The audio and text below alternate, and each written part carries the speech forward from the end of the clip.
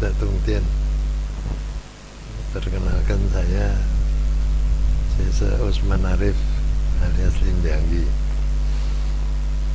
Saya akan melanjutkan pembahasan tentang belajar filsafat.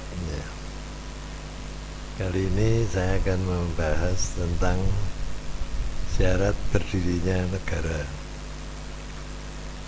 Menurut ilmu tata negara, syarat berdirinya negara itu ada wilayah, ada penduduk, ada pemerintah. Itu cukup menurut tata negara, menurut ilmu tata negara. Jadi kalau menurut ilmu filsafat belum cukup. Bung Karno juga tahu itu. Maka sebelum memproklamirkan kemerdekaan Republik Indonesia, Bung Karno sudah membuat atau menyusun pidato yang disebut dengan lahirnya Pancasila. Jadi Pancasila itu adalah satu landasan ideologi, dasar negara. Jadi satu negara itu tidak cukup hanya wilayah, ada penduduk dan ada pemerintah, tapi perlu ada satu ideologi, ada dasar negara, yaitu pemikiran yang harus dijaga, diperjuangkan oleh rakyat, oleh penduduk. Penduduknya harus bersatu dengan ideologi itu. Maka waktu Indonesia merdeka, Indonesia ini sampai sekarang tetap utuh, karena bangsa Indonesia mempunyai falsafah Pancasila atau ideologi Pancasila. Ada satu cerita, pada waktu Bung Karno masih hidup, pada tahun 60-an, Bung Karno berbincang dengan Presiden Yugoslavia, namanya Broz Tito. Broz Tito memintakan bahwa Yugoslavia itu punya tank, punya pesawat terbang, punya angkatan perang yang kuat. Lalu Bung Karno berkata, kami Indonesia punya Pancasila, ideologi bangsa. Dan ternyata berapa puluh tahun kemudian negara Yugoslavia, negaranya Tito itu pecah menjadi 6 negara, dan Indonesia tetap jaya, sebagai satu negara kesatuan sampai sekarang. Ini membuktikan bahwa negara itu tidak cukup hanya pemerintah, wilayah, dan rakyat, tapi perlu suatu ideologi. Contoh lain yaitu India. India itu pemimpinnya namanya Jawaharlal Nehru. Kalau kita baca tulisan Nehru itu mengambil sistem demokrasi barat, tapi sistem demokrasi beda dengan ideologi. Jadi orang India tidak bisa mengambil ideologinya orang barat, dia hanya bisa mengambil sistem demokrasi. Jadi India tidak pemimpin India dalam hal ini Nehru tidak membuat ideologi, tapi hanya memilih sistem. Lalu India merdeka dan ternyata pecah. India yang beragama Hindu mendirikan negara India, yang beragama Islam mendirikan negara Pakistan. Jadi itu satu bangsa pecah jadi dua, waktu merdeka. karena tidak ada ideologi yang menyatukan ya, bangsa India itu. Jadi yang dipilih hanya sistem, yaitu sistem demokrasi. Ya. Ini beda. Jadi kalau kita perhatikan, negara itu perlu punya ideologi, bangsa itu punya ideologi untuk membangun negara, ya. Tujuan negara dan sebagainya dituangkan dalam ideologi atau dasar negara itu. Lalu dari dasar negara dibangun, dibentuk anggaran dasar dan seterusnya. Ini hal yang perlu diperhatikan. Banyak orang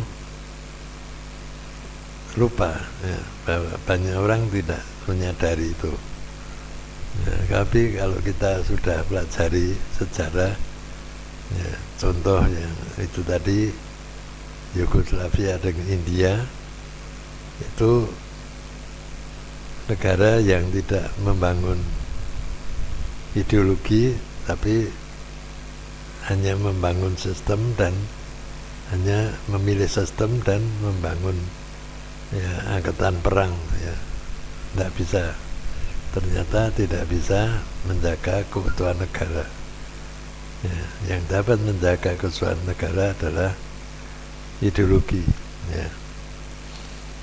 Indonesia punya Pancasila sebagai ideologi, ya, sehingga bisa bertahan, dan Pancasila ternyata bisa menyelamatkan Indonesia dari berbagai kesulitan, dari tantangan. Indonesia mengalami banyak pemberontakan, banyak masalah-masalah ya, yang merongrong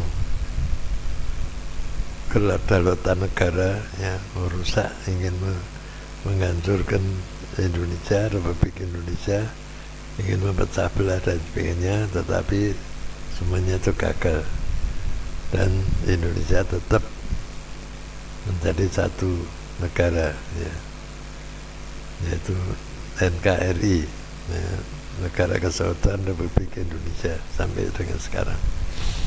Ini hal yang perlu kita pahami. Ya, jadi sejarah membuktikan hal itu. Negara-negara yang memakai sistem demokrasi, banyak negara pakai sistem demokrasi. Indonesia punya falsafah Pancasila, ideologinya Pancasila, sistemnya demokrasi. Ya, sistem demokrasi itu hanya satu sistem. Nah, itu pernah dipakai demokrasi liberal, pernah dipakai demokrasi terpimpin, ada demokrasi Pancasila, ya, kemudian kembali ke demokrasi liberal, ya. Jadi demokrasi itu cuma satu sistem, ya. Nah, tapi Indonesia beda ideologinya dengan bangsa Barat. Bangsa Barat itu ideologinya adalah kapitalisme liberal. Nah, bangsa-bangsa di timur, ya, bangsa timur yang umumnya tidak berpaham pada kapitalisme liberal, nah, mereka punya budaya lokal. Jadi seperti bangsa Jepang, bangsa Korea, bangsa Tiongkok, ya, bangsa di Tiongkok, bangsa Vietnam, bangsa, dan termasuk bangsa Indonesia punya ideologi sendiri, punya kearifan sendiri, kearifan bangsa, ya, kearifan lokal, ya, punya nasionalisme sendiri. Nah, pada tahun 1911 Sun Yat-sen sebagai presiden Tiongkok yang meruntuhkan pemerintahan dinasti lalu mendirikan republik. Sun Yat-sen membuat satu pembaruan dengan mengajarkan konsep Chan Min Cui, yaitu demokrasi, nasionalisme, maksudnya nasionalisme, demokrasi, dan sosialisme. Ya. Cuma apa yang diajarkan oleh Sun Yat-sen ini tidak sesuai. Ya. Sun Yat-sen sendiri maunya mengambil nasionalisme model Eropa, model Barat. Ya. Sosialisme juga model Barat, demokrasinya juga model Barat, yang tidak sesuai dengan budaya Tionghoa. Ya. Maka Sun Yat-sen gagal dan Tiongkok menjadi berantakan selama mulai tahun itu, yaitu 1911 sampai tahun 50, ya. Jadi kira-kira 40 tahun, ya, itu mengalami keadaan yang kacau balau, ya. Kemudian tahun 49 dipegang oleh Partai Komunis, ya. Partai Komunis juga tidak bisa menyelesaikan masalah, ya. Jadi Tiongkok bisa disatukan, ya, tapi tidak bisa membangun. Pembangunannya tidak lancar. Baru tahun 1980 Deng Xiaoping kembali ke budaya tradisi, ya. Maksudnya yang dimaksud budaya tradisi oleh Deng Xiaoping adalah ajaran Konghucu. Ya, jadi budaya yang sudah diajarkan Nabi Konghucu selama ribuan tahun itu dipakai kembali dengan cara yang lebih modern, ya. Jadi kesalahan-kesalahan masa lalu diperbaiki, lalu dibangun satu sistem yang baru, ya, sesuai dengan ajaran Nabi Konghucu, tapi dengan penyesuaian, ya. Maka di Tiongkok yang dipakai, filsafat yang dipakai adalah yaitu dari Gongzi atau Nabi Konghucu, dari Mengzi, dan dari Xinzi. Disebut Gong Mengxin. Jadi tiga tokoh itu, tiga tokoh besar pada zaman sebelum Masehi, ya, itu di ajaran-ajarannya dipakai semuanya, lalu disesuaikan dengan perkembangan zaman yang ada, ya.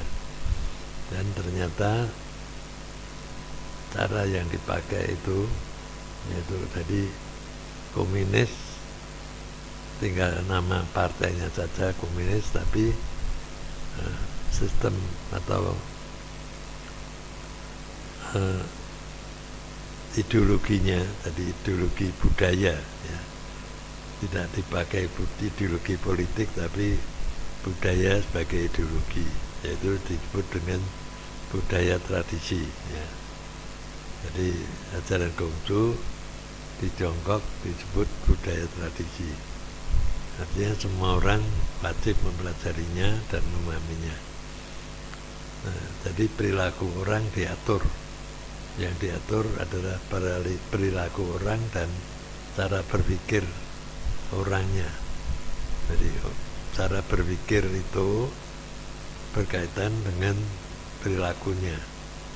Nah, lalu nilai-nilai yang positif tetap dijaga, ya, nilai-nilai positif yang sudah berjalan selama ribuan tahun, ya, tentang moral, menghormati yang orang tua, ya,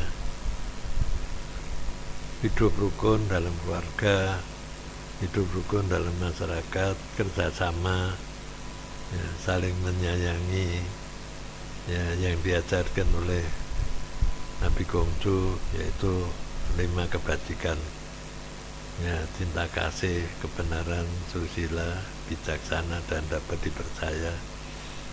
Itu tetap diajarkan, itu sebagai satu ukuran, ya, ukuran untuk mengukur perilaku manusia, ya, berdasarkan 5 kebajikan itu.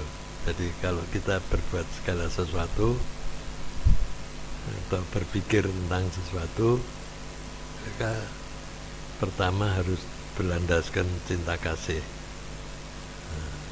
kasih sayang, ya. Kedua, berdasarkan keadilan dan kebenaran. Ketiga, berdasarkan kesusilaan. Yang keempat, berdasarkan kebijaksanaan. Dan yang kelima yaitu dapat dipercaya, ya. Itu harus menjadi satu ukuran, ya, dalam kita melakukan perbuatan atau mengambil putusan, ya. Jadi pikiran kita harus diarahkan sesuai dengan 5 hal tadi, ya. Ini salah satu contoh, ya. Jadi salah satu contoh. Demikian juga Bung Karno menggali Pancasila dari apa yang sudah ada dalam budaya Nusantara, ya, budaya lama dalam budaya Nusantara. Rakyat Indonesia atau rakyat Nusantara ini sudah mempunyai budaya, masing-masing punya budaya, ya. Budaya itulah yang menyelamatkan rakyat Indonesia dalam berbagai tekanan, ya, dan kekejaman penjajah selama 300 tahun lebih, ya. Dan orang Indonesia, rakyat Indonesia masih bisa bertahan, masih bisa bangkit kembali setelah merdeka. Dan itu karena bangsa Indonesia punya kearifan lokal.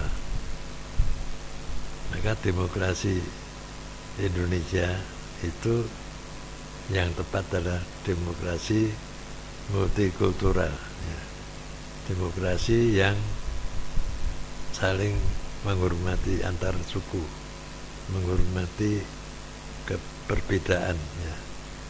Jadi kita bangsa Indonesia masing-masing punya kultur, ya, kultur daerah, punya budaya suku atau budaya lokal, ya. Dan budaya lokal ini menjadi bagian dari budaya Indonesia, ya. Ada budaya Bali, budaya Jawa, budaya Sunda, budaya Batak, dan sebagainya. Budaya Kalimantan, yaitu Dayak, dan seterusnya. Semuanya itu adalah bagian dari Indonesia, dan masing-masing budaya itu punya kekuatan, ya, yang sudah terbukti selama ribuan tahun bisa menjaga dan membantu rakyat Indonesia tetap bertahan sampai sekarang, ya.